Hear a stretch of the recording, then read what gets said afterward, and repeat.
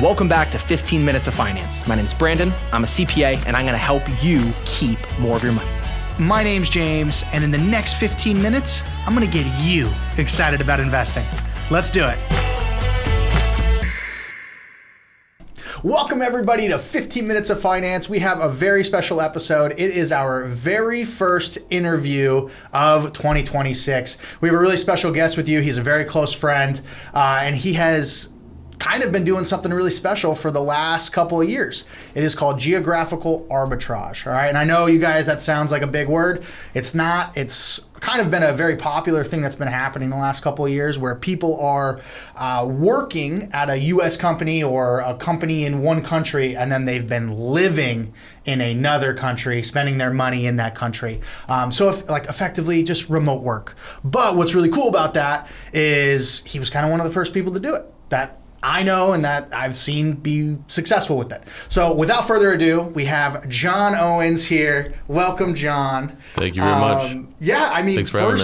Yeah, of course, we're happy to have you. What would you say is like what got you started in geographical arbitrage? Like, let's just start with that. That's a good question. What makes you want to? Something I'm proud of is so I worked for a company in Connecticut. And then they moved me out to, they bought a company and moved me out to San Diego. So I was living here for a period of time. 10 years. And I would say 8 years in, I kind of got, I was moved up the corporate ladder, all that kind of stuff. And I started traveling down to Mexico. I just fell in love with traveling. And I was working from home. And you were living in San Diego at this time, I was right? living in San Diego but in an apartment. But the company apartment. was in East Coast. Yeah, it was based in Connecticut. Sure. Okay. So, I'm working from home here and started traveling, fell in love with traveling. And just without them knowing about it, I kind of rolled the dice a little bit. Table work here. So I would just kind of like test things out. I'd go to Mexico for a week. Internet was good. We didn't know about internet. It was 8 years ago or something like that, how good the internet was in this area, that area. Then I would start, I went to Thailand for a month, and just started kind of slowly kind of working things out. But when I was in Thailand, there'd be, I'd be in the middle of nowhere. There'd be no internet. You're right. So then I'd have to kind of navigate that. So I was probably one of the, I don't think they had the term digital nomad or anything like that. But I was starting kind of test the waters. And had tons of fun. But it was a little, talking to your boss on the phone. It was a little, So you would be in the middle of something in Tijuana or Mexico, and then your boss would call you, and you're like, "Hey guys, I have to stop the beer chugging to go. I have to stop this excursion out on the ocean real quick." Yeah. No, I'd be in like one of the trips I took was to Amsterdam, and I was on a houseboat. Houseboats are super popular in Amsterdam, so I was on a houseboat, and the time differences. So it was like in the afternoon, but it was a morning meeting here. So when there's kids jumping out, like splashing, all that kind of stuff, jumping off the houseboats, laughing. And like, obviously I don't have a pool at my house or anything like that. So my boss is like, what's going on here? This is 9 o'clock in the morning, who's yelling or, so yeah, there was a few times where you get a little nervous. Did you get caught or? Did not get caught that I know of. Yeah. So, that you know of. Well, that's good. Yeah.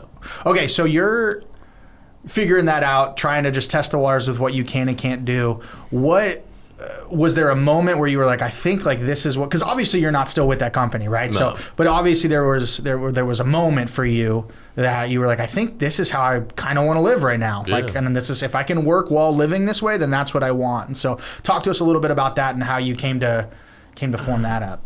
Yeah, so I would just say, I was making good money at this company, and then I would go down to Mexico, and obviously your money goes a bit further there. So I'd be able to go, if you go to Thailand, obviously the money goes even further there, so you'd be able to go on these ventures. Here, if you went on, a boat trip or something like that, a boat adventure, it'd be like $200. There, it's like for the day, it's like 20. A guy comes up, he's like, I'll do a boat tour for $25 with food, with everything for like, $25 or less than that. You get pad thai for $1.25, back here $15, whatever it is. So it was nice to, the dollar goes a bit further, So in most other countries. So that was a nice bonus. And I got to after work, I'd go to work all day, and then in the afternoon, go on a paragliding or that kind of stuff. So it was nice to get all that adventure in. And it was pretty wild. So would you say, your experience, like you've traveled more in 1 year than probably most people have in their whole life. True. So what is that like? I don't know. Is development the right word? But like you're living life and you're maturing and you're just experiencing life differently. Would you say you feel you have more knowledge? Like what is your I think that's I think most people don't, from the States at least. You know, you go to college, you get in a bunch of debt, and most people don't leave. You know, they go to college, they get 2 weeks off a year, so they're not doing tons of traveling. So in Europe, they don't, I don't know if they pay, half the time they don't even pay for college or. Right. So they go and do their walkabout. So there's tons of Europeans traveling, all that stuff. In the States, we don't do that as much. Mm-hmm. So later in my life, started travel, loved it. And then you just get a greater appreciation for the different cultures. We think we have, everything's the best here, which it is. No, no, you go to Mexico. I live in Mexico City now. The food is just insane. It's I think you were telling us the food is like the best. It was rated on Instagram. It depends. Usually Italy and Mexico City have the best food in the world, and like now Instagram has rated Mexico City to have the best food. So not just tacos, burritos, all that kind of stuff, but also ramen, pizza, some of the best pizza. Some people say, go ahead. Not to interrupt you, but talk real quick about your fitness. So John and I, we've been friends for a long time now, but he's like, look, dude, I feel like I can eat anything I want. Oh, this is a good question. And then he's losing weight. He's staying fit, and he's a great basketball player, by the way. Yeah. So talk to us a little bit about that, because that's like a weird nuance thing that you wouldn't really think. So in the States here, I moved from San Diego to Austin, and in Austin, I was doing everything I could, high volume, low calorie foods, carnivore diet, all that kind of stuff, playing basketball and lifting. And I'd lose a little bit of weight here, but it was kind of pretty difficult. Then I go to Mexico City, I'm drinking tequila, tacos every day. A taco is 75 cents. So you're eating, you don't really, I think the first month I didn't, cooking, I ate out every meal. Oh wow. So drinking tequila, just having a good time. I'm losing weight. So maybe we should consider going and trying this out. Yeah, they always say Italy and stuff like that, but if you want to lose some weight, just go live in another country for a month. You'll lose 5 to 10 pounds. What do you think it was? It's hard to say. I think I fill up. Usually, if I'm in the States, there's no leftovers. I'm eating everything. Okay. Yeah. And then when I get there, I'm halfway through the meal, I'm I'm kind of full, and I'll take leftovers. I think maybe it's probably it's just more flavorful or something, nutrient dense. I don't really know. It satiates you better. There's more flavor. Definitely, if you have an apple in the States, it doesn't taste, it's waxed, doesn't taste like anything. Okay. If you eat an apple, this is the best apple of your life. Really? Yeah. Dang, guys, I've never left the country. If you can't tell, but I mean, if there's a reason to leave, it's to have better food. I would say that's definitely a good one. Okay, next question I want to ask, and we'll start getting into more of the nitty gritty here, finances for you guys in a second. But I mean, what would you say are the trade-offs? So you're traveling, you're making money. What are the trade-offs, like the pluses and the minuses that you have to go through versus doing this? No, I think it's kind of tiring. You're going from spot to spot. I first started going every week to a new spot. And that was it's just stressful finding living different spots. Living in different spots, going from it might be Mexico City down to another place in Mexico, down to Colombia, down to Brazil, so I'd move around a lot, but it just gets very stressful. Kind of where you get it. Where's the grocery store? Is there enough internet? I think that was one of the most stressful things is where the Wi-Fi is, because you'd be in the middle of a call with a client or something like that. You get internet stress, and but there's tons of workarounds that kind of you get the hang of and figure out anyway. So I think community, you get to meet tons of cool people, but you kind of miss your friends and all that kind of stuff, like this guy here, sometimes.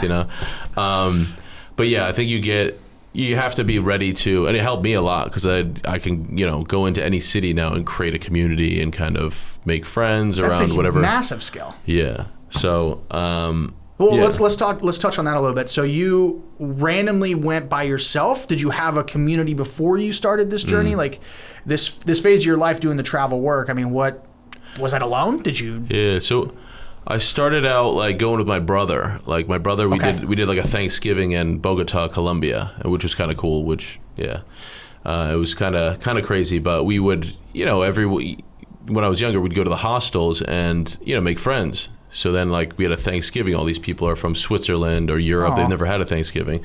So we had our own Thanksgiving, which was nice. So I'd usually go with a community to start, and then I just wanted to, once I had the location freedom, and none of my friends really have that as much. So I just went from place to place and made friends. And there's like digital nomad communities where people meet up at the bar and meet everyone, or language exchanges, all that kind of stuff. So different ways to make friends, or networking events, all that kind of stuff. So was community not something?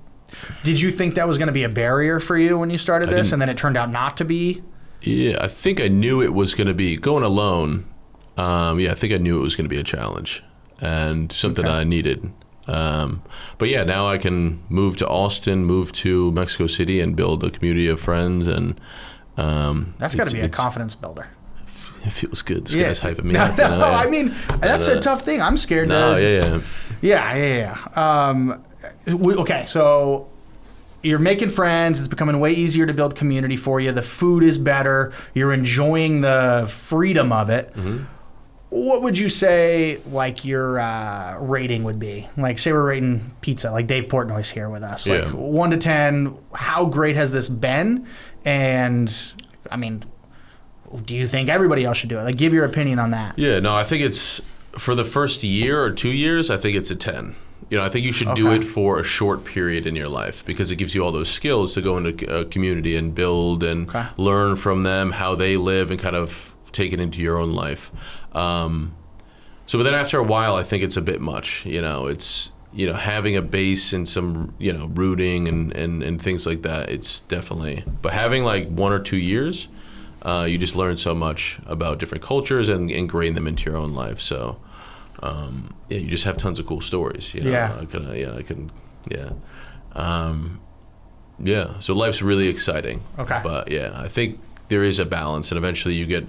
This is kind of like odd to say, but like, I went to Guatemala, and they have a big volcano there, but I've seen many volcanoes, so you get a little douchey, and you're like, I've seen these volcanoes, Been here, done that. So it's fun and exciting for a while, but I think it's important to, root down and get a community you want to, stay with. Okay. So. All right. So you would say 10 out of 10 first couple of years, you definitely recommend it. Yeah. But eventually you're going to be like, Yeah. Okay. Absolutely. Last question before we 15 minutes of finance and we get down into the numbers here, so you guys can figure out if this is a valuable thing you should consider. What was your you're coming back to the States and you're seeing people like me who have never traveled anywhere. Is there like I don't really know a good way to say this, but do you just kind of like go, oh, this person's not cultured, or this person's like, oh, they've never left? Like, is it an obvious, like, you have been exposed to so many different people and cultures and experiences. When you see someone like me, like, is there something that you're just like, oh, that person's plain Jane? Like, is there something that you come back with that's like an awareness? Yeah, I think that, there are the people that like talk, you'd have the travel people that like kind of brag a bit. I try not to do that, but I think that there's just a lot of, what you've done is great, building your own business, and it's kind of, there's different ways to live life and all that kind of stuff.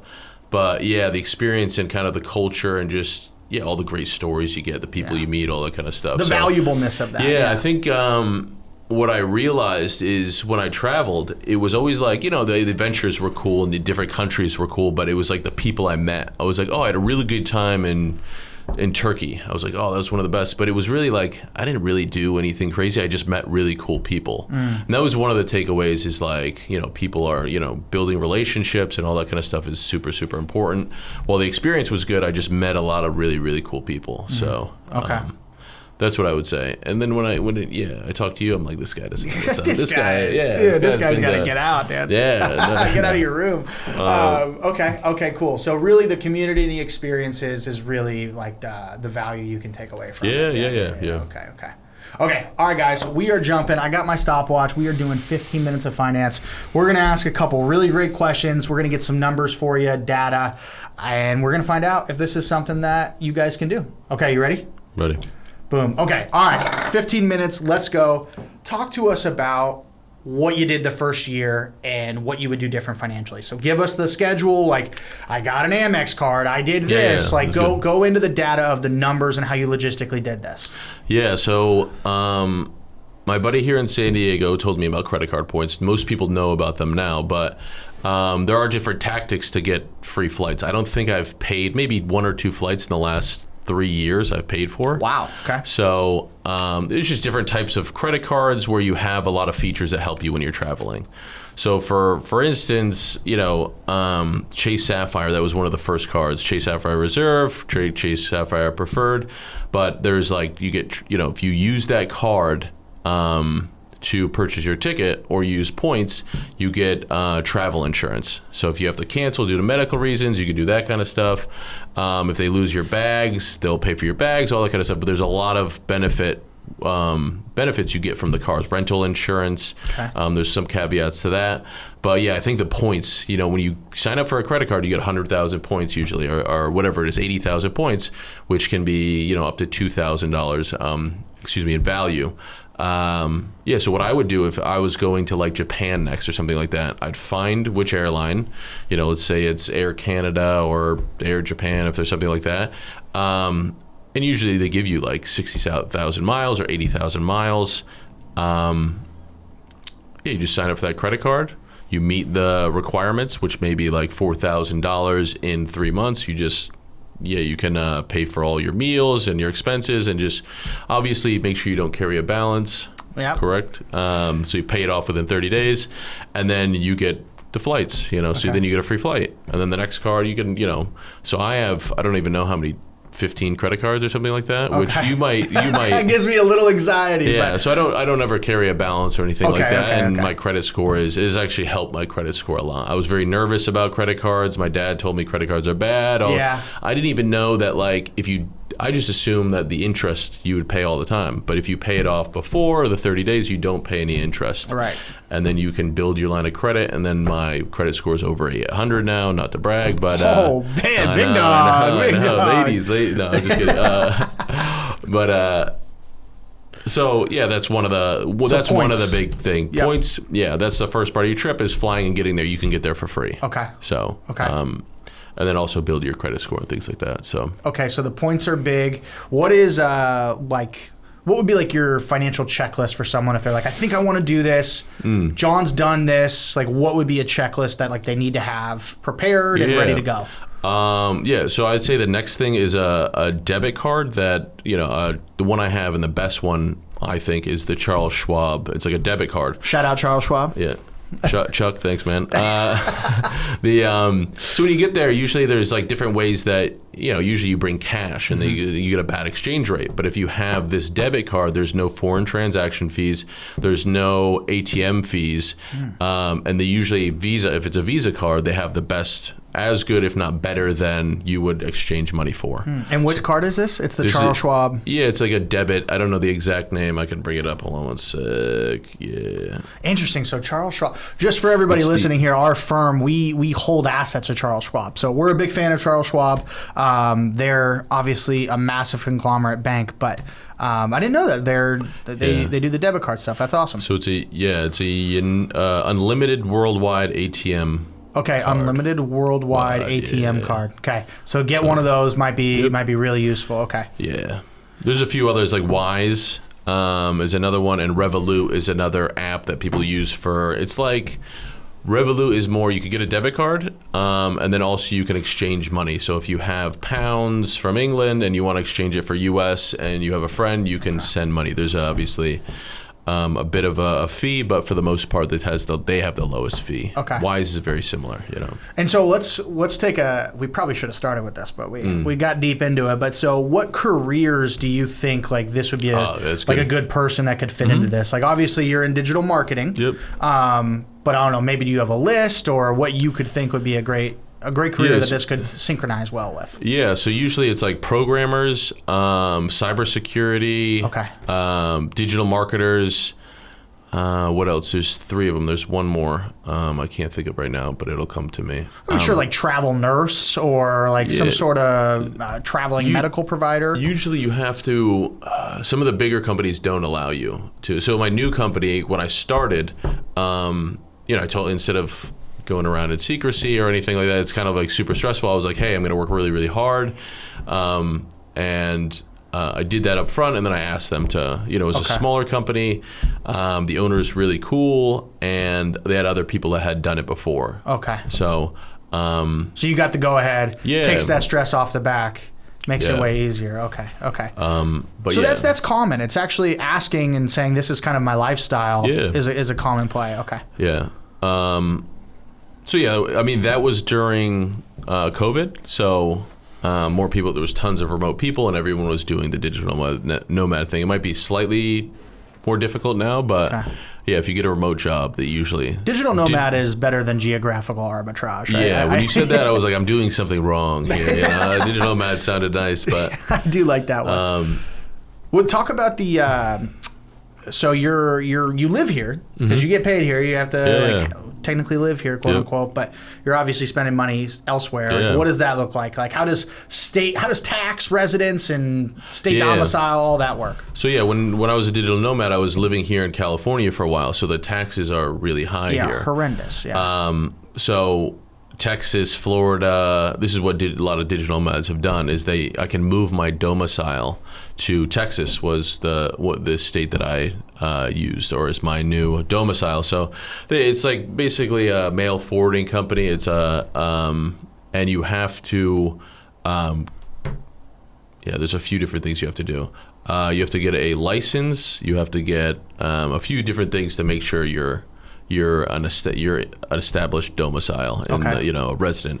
But once you do that, then I'm not paying state income taxes, and my company just taxes Texas. And I do have to come back. That's I'm here in San Diego, but I'm going to go to Austin for a month. So they do say technically you have to live in the state. So I just do that to make sure. For how long do you have to go back? Just for for the 12 months you have to go back for a month. Okay, 30 days, 31 days, somewhere around there. Most time, if you want to fully follow the rules, but a lot of people don't do that. So Not advice to shake out the IRS. Make sure you consult your tax tax professional. Tax professional. No, seriously, yeah. So but no, it's nice living in Mexico City, and I make they talk about it all the time. Geographical arbitrage. Yeah. But it's nice. Like the locals, obviously you say, your dollar goes a bit further. Don't go around saying this is so cheap. It's so cheap here. I have U.S. dollars so the locals don't like that. They don't like when you do that. Okay. Yeah, they know that you're down there because you have a financial advantage. But it is really nice. Things like if I get an Uber, here that's like 30 minutes. I don't know how much is a 30-minute Uber here. Oh, I would probably be over $30. Yeah, $30 to $50, something like that. But it's about a 30-minute Uber in Mexico City is probably like $5 to $10, maybe less. Wow. We did like a 2-hour trip to like the forest, like there's a forest outside Mexico City. Okay. And we Ubered there 2 hours, and there was 2 of us, and it was $50 each. So. Wow. It makes sense. You don't have to deal with traffic, all that kind of stuff. But anyway, the food goes a lot further, things like that. So food is much less expensive in Mexico City. The housing is actually, because there's so many people coming there, everyone's doing this. Yeah. The housing is actually pretty expensive. Not pretty expensive, but expensive compared to what it was. Not to here, but that's actually a great segue. So it's your dollar goes further, even though we don't say that there when we're there. Oh, dollar further is okay. Yeah. How's saving? How's investing? Like how does living there affect your saving and your investing? Yeah. So when I was so I live in Mexico City now, but before that I was traveling to all these countries like Croatia and some of the countries where it's much cheaper. So yeah, I'd put like, after talking to you right before I left, I would put like half of my income into my Roth and my individual brokerage account, and so half Awesome. my income was going in there while I was traveling around. So okay, hold on. Did you guys hear that? Half his income. Okay, we're not going to talk specifics. Okay, but that's a lot. Half your income is crazy. Go on. Sorry. Go on. So just going to those so I'm able to travel around, have this exciting life, and I'm also saving able for the to future. invest. Yeah. Yeah. Wow. So when you were living here, how much would you say you were able to put away? Like 20% maybe. So more than double what you were able to do. Yeah. It's actually like 150%. Wow. Yeah. Holy cow. Mm-hmm. And would you say you thought you were going to be able to do that? Like now you look back, you have wisdom, right? Hindsight's 20/20, but like you're starting out, what was your mindset? Were you thinking like, I just need to go experience something different, or did you know you were financially going to be way better off doing it this way?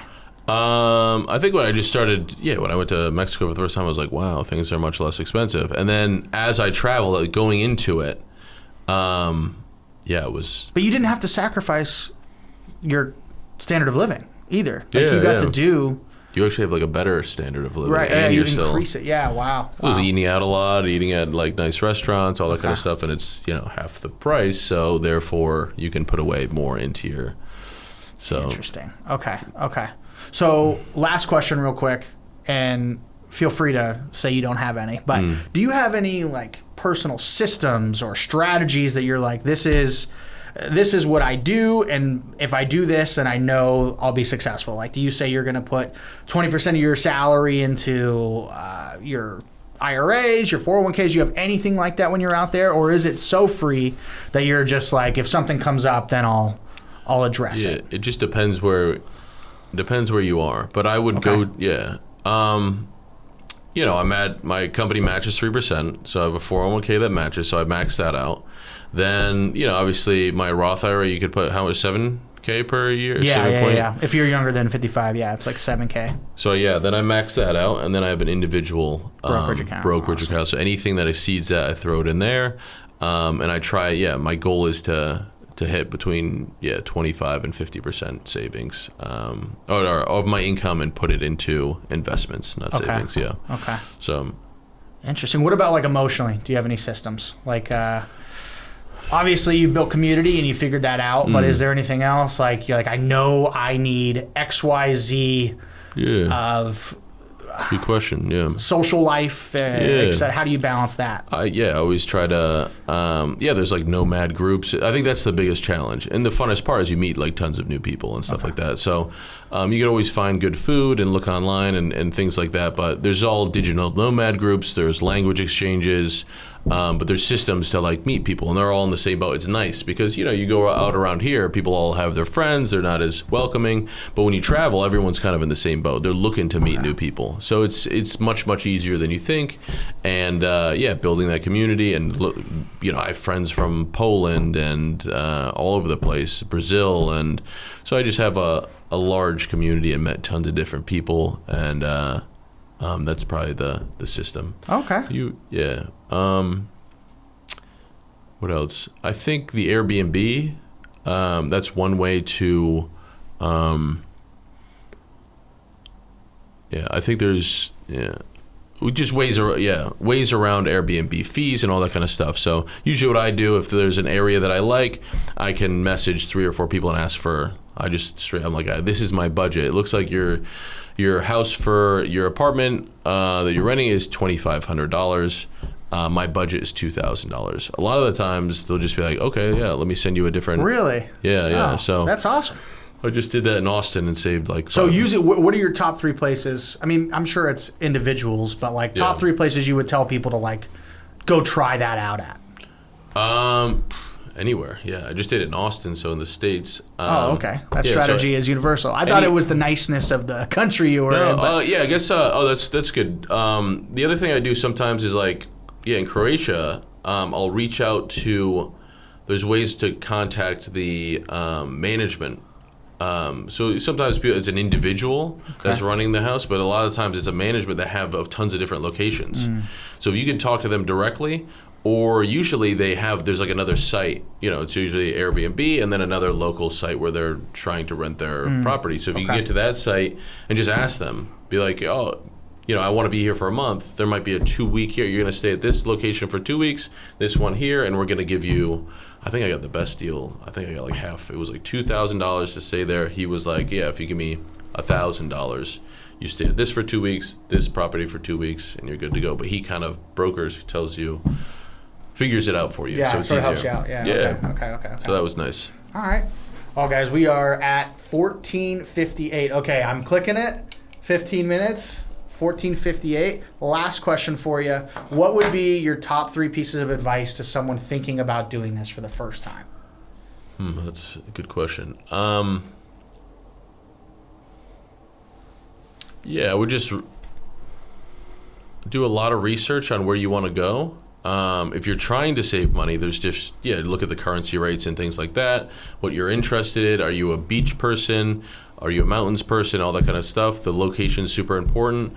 In terms of saving money and finances, I would first get one of the Chase cards or even the Capital One cards, get the free flights.